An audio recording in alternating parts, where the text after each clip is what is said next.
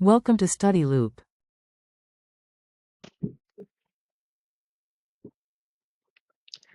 An export subsidy increases the price of steel exports received by producers by the amount of the subsidy, as shown in this figure. We have Pw as the world price before the subsidy is installed. At that price, at Pw, domestic consumers buy quantity Q1D. Producers supply Q1S. And the country exports the quantity Q1S minus Q1D.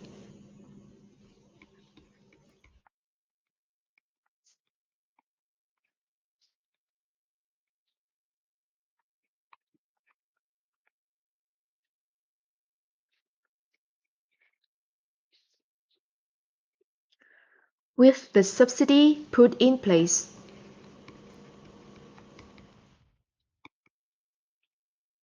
suppliers get a total price per unit of Pw plus S because they receive the world price for their exports Pw and the government pays them the subsidy of S. However, domestic consumers can still buy steel at the world price Pw by importing it.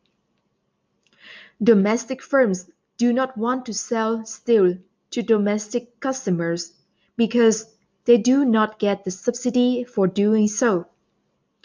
So domestic companies will sell all the steel they produce abroad in total quantity Q2S. Domestic consumers continue to buy quantity Q1D. The country imports steel in quantity Q1D and exports the quantity Q2S.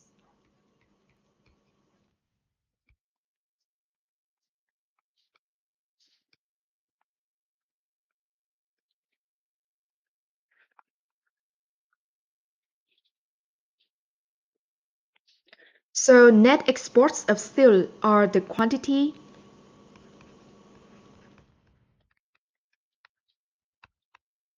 Q2S minus Q1D. The end result is that the domestic price of steel is unchanged. The quantity of steel produced increases, the quantity of steel consumed is unchanged, and the quantity of steel exported increases. Let me write that down in a different part of the whiteboard. So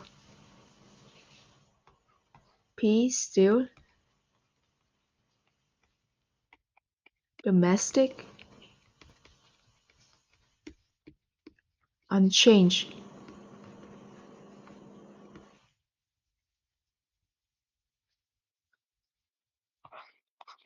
Quantity of steel produced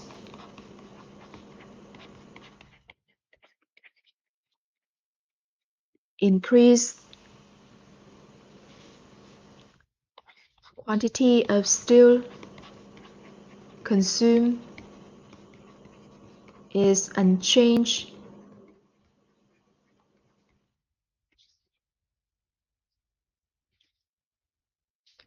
And quantity of steel exported increases.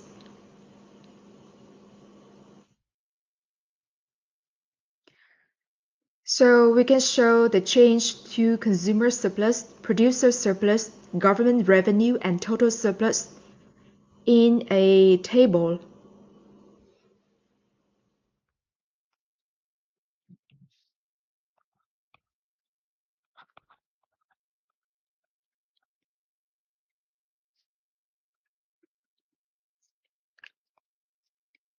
Without subsidy,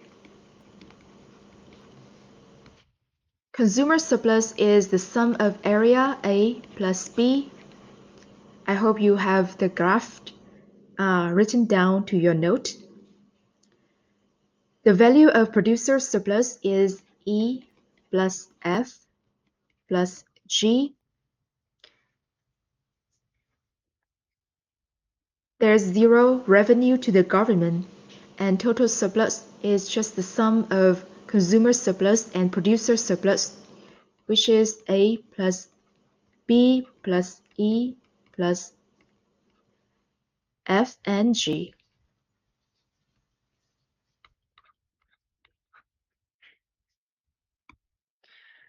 Let's say with subsidy.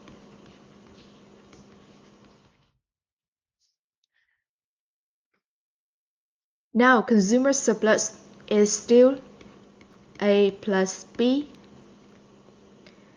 Producer surplus increases by B plus C.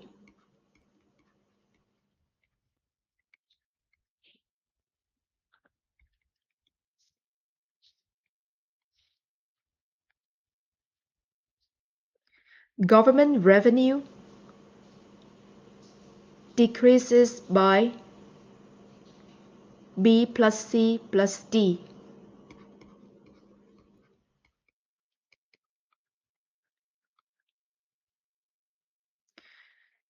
And total surplus, again, you will sum up consumer surplus and producer surplus. You will see that total surplus decreased by D, area D. So based on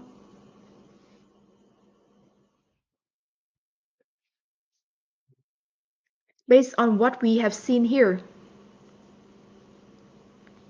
All right, so I must make a amendment.